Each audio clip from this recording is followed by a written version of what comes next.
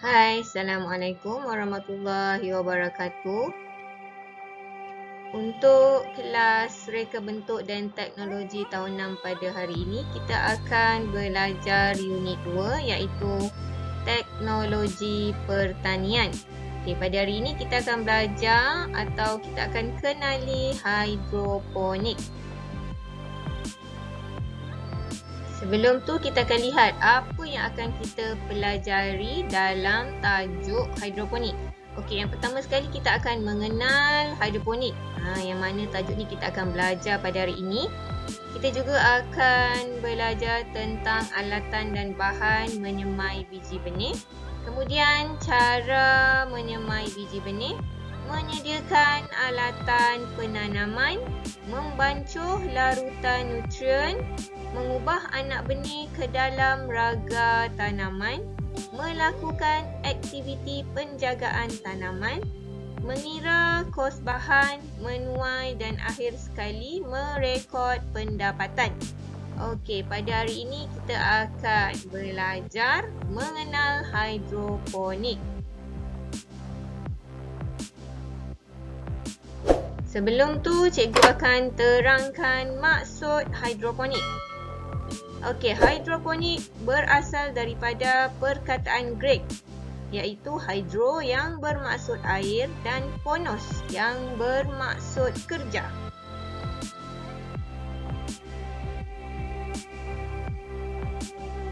Okey, selain daripada itu, hidroponik juga dikenali sebagai kaedah penanaman yang menggunakan air sebagai media penanaman. Selain daripada itu, tanaman-tanaman yang boleh dilakukan atau boleh ditanam dengan kaedah hidroponik ialah sayuran berdaun, sayuran berbuah, tanaman hiasan berbunga, ulam-ulaman dan pokok herba.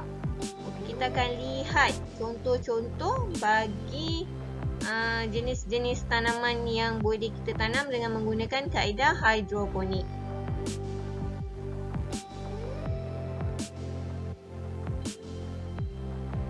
Okey, ni ialah jenis-jenis tanaman yang menggunakan kaedah hidroponik. Yang pertama sekali, yang ni ialah sawi. Sawi merupakan sayuran berdaun. Sayuran berdaun. Okey, selain daripada sawi, apa lagi yang kamu tahu? Kangkung.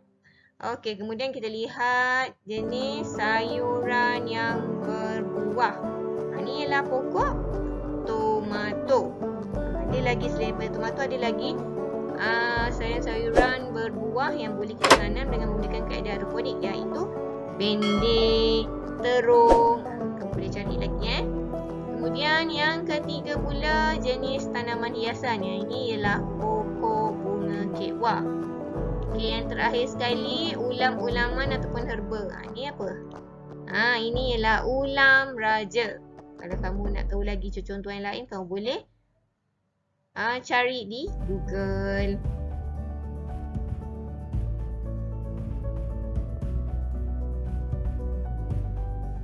Okey, seterusnya kita akan lihat teknik tanaman hidroponik. Okey, teknik tanaman hidroponik ni ada 3. Kita akan lihat yang pertama. Ini dikenali sebagai teknik hidroponik takung. Ini macam ni, bentuk macam ni. Okey, kemudian kita akan lihat apa dia komponen yang ada pada teknik hidroponik takung. Okey, yang ni dikenali sebagai penutup takung. Penutup takung bagi kaedah takung ini ialah bahan yang dibuat daripada polistiren, plastik. Kita tak boleh gunakan bahan-bahan yang berkarat. Jika kita menggunakan bahan-bahan yang berkarat, kita bimbang akan berlakunya kerosakan kepada larutan baja yang akan kita gunakan untuk sistem hidroponik. Okey, kemudian yang ni dinamakan takung. Takung ataupun bekas tanaman. Okey, itu merupakan teknik hidroponik yang pertama iaitu jenis takung. Okey, antara tiga-tiga kaedah ni, kaedah takung lah yang merupakan kaedah yang agak murah berbanding dengan 2 lagi ni. Okey, kemudian yang kedua, teknik hidroponik nutrien cetek. Dan yang ketiga, teknik hidroponik nutrien dalam. Okey, kalau awak lihat, apa perbezaan yang awak nampak untuk nutrien cetek dan juga nutrien dalam? Yang membezakannya adalah aras nutrien, aras nutrien, larutan nutrien untuk kedua-dua teknik. Okey, kita akan lihat komponen-komponen yang ada untuk teknik hidroponik nutrien cetek dan juga nutrien dalam. Yang pertama sekali, ini ialah salur masuk. Okey. Kemudian yang ni pula ialah aras air. Lihat nutrien cetek, aras airnya cetek. Manakala nutrien dalam, aras airnya dalam. Dan lagi cikgu akan terangkan dengan lebih lanjut lagi. Okay, kemudian tangki nutrien. Yang ni merupakan tangki nutrien. Tangki di mana kita letakkan larutan nutrien. Kemudian yang ni ialah pump. Okey, pump. Yang terakhir sekali, yang ni ialah salur keluar. 4, keluar air. Okey. Cikgu akan terangkan cara teknik hidroponik nutrien cetek dan nutrien dalam ni berfungsi. Okey, pump akan mengepam air melalui salur masuk ni untuk masuk ke dalam ruangan hidroponik. Okay, kemudian air baja atau larutan nutrien yang telah dipam masuk ke dalam takung hidroponik ini akan memberi nutrien kepada tanaman. Okey, kemudian lebihan air hidroponik ini lebihan larutan nutrien ini dan baja ini akan keluar melalui salur keluar. Dan proses ni akan berulang. Sebab itulah kedua-dua teknik ini boleh menjimatkan air. Kerana dia menggunakan air yang sama dan sentiasa berterusan. Okey, kalau awak lihat nutrien cetek ni, aras airnya hanya mencecah pada hujung akar sahaja. Okey, ketinggian air adalah di antara 1 hingga 3 mm. Tak panjang, tak tinggi rendah saja. Manakala untuk nutrien dalam, dia menenggelamkan hampir separuh daripada akar tumbuh-tumbuhan. Okey, terang sekarang. Okey, manakala teknik hidroponik takung ni pula, dia tak ada pump ke apa. Kita cuma masukkan larutan nutrien, dia akan menenggelamkan sebahagian daripada akar. Dan larutan ini akan sentiasa dikacau dan ditukar mengikut tempoh masa yang telah ditetapkan. Okey, seterusnya kita akan lihat. Okey, teknik tanaman hidroponik. Inilah. Okey, kalau teknik macam ni, teknik apa? Lihat. Ada pump, ada salur masuk, ada salur keluar. Tengok akar dia. Tenggelam hampir semua. Jadi nama teknik ni teknik apa? Teknik tanaman hidroponik nutrien dalam. Okey, seterusnya gambar ini pula. Okey, ini pula. Ini merupakan teknik tanaman hidroponik takung. Ni yang warna coklat ni, kalau awak lihat ni merupakan raga tanaman. Dia boleh awak gunakan, tak semestinya yang telah ditetapkan dalam hidroponik, tapi mengikut kreativiti awak sendirilah. Okey. Kemudian seterusnya gambar ni pula. Yang ni. Untuk gambar ni kita tak boleh nak lihat keadaan paras air dalam salur PVC tu, ke salur pipe, kerana kita tak nampak. Di antara teknik tanaman hidroponik cetek ataupun nutrien cetek ataupun nutrien dalam. Ada salah satulah. Okey, untuk teknik tanaman hidroponik nutrien cetek dan juga nutrien dalam, sesuai untuk tanaman yang banyak. Manakala untuk takung, untuk tanaman yang kita nak tanam sendiri, tidaklah terlalu banyak. Okey, kemudian Yang ni pula, yang ni ialah teknik tanaman hidroponik takung. Nampak dia ada bekas, ada penutup-penutup ni. Kau tengok dia buat daripada plastik untuk mengelakkan karat. Okey, selain daripada tu kamu kena ingat teknik tanaman hidroponik ni tidak boleh direct ataupun terus kepada cahaya matahari. Jadi hidroponik kita boleh simpan kat dalam rumah, tak ada masalah pun kalau jenis takung. Kalau yang nutrien dalam dan nutrien cetek dan nutrien dalam tu tak sesuai lah, kamu letak di luar rumah. Kalau kamu lihat tanaman hidroponik tu sentiasa akan dipasang dengan jaring hitam untuk mengelakkan daripada matahari. Seterusnya kita akan lihat kebaikan hidroponik. Kita lihat yang pertama. Hidroponik ini sesuai ditanam di kawasan tanah yang bermasalah. Seperti yang kamu tahu, hidroponik merupakan kaedah penanaman yang menggunakan air atau larutan sebagai medium.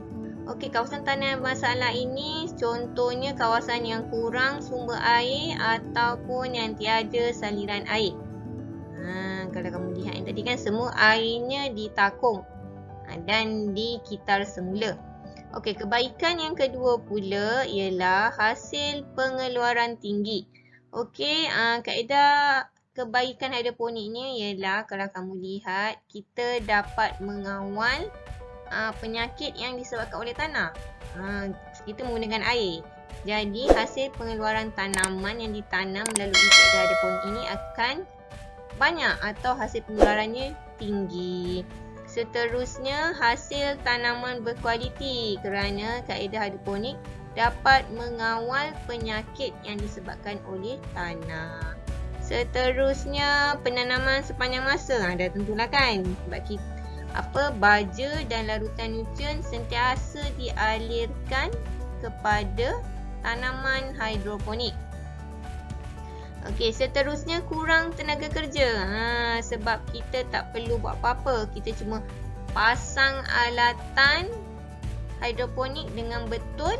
Kita isi larutan dan kita tekan switch untuk yang menggunakan pump. Bagi yang menggunakan kaedah takung, awak kena letak larutan nutrien ataupun baja mengikut sukatan yang ditetapkan dan mengikut langkah-langkah yang dinyatakan. Selain daripada itu, kita juga tidak perlu kawalan rumpai, yang mana kalau awak lihat penanaman secara konvensional ni bermaksud kita tanam atas tanah. Dekat atas tanah kita perlu merumput, yang mana merumput ni kita perlu mengawal rumpai supaya dia tidak bersaing dalam bersaing untuk mendapatkan nutrien yang kita beri pada tanaman. Yang terakhir sekali, penyakit tanaman terkawal. Selalunya penyakit tanaman yang disebabkan oleh tanah. Kalau awak lihat macam-macam kan ada. Tu awak boleh cari sendiri.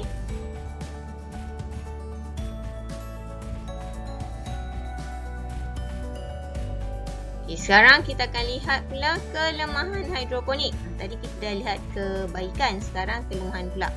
Setiap kebaikan mesti ada kelemahan dia. Yang pertama sekali,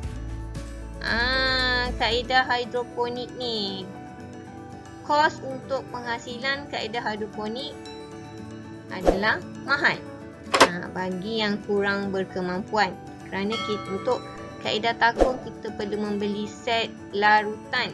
Larutan hidroponik ni dia ada dua, larutan A dan juga larutan B. Kena lihat kuantiti yang perlu dibeli tu, kita kena lihat berapa banyak tanaman yang kita hendak buat.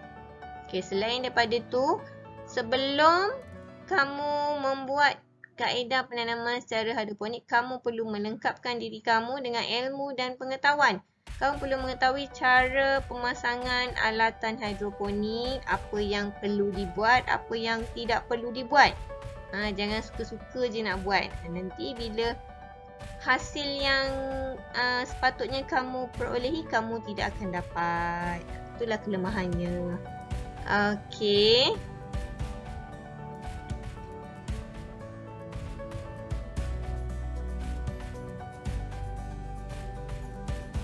Sekian saja pembelajaran kita pada hari ini.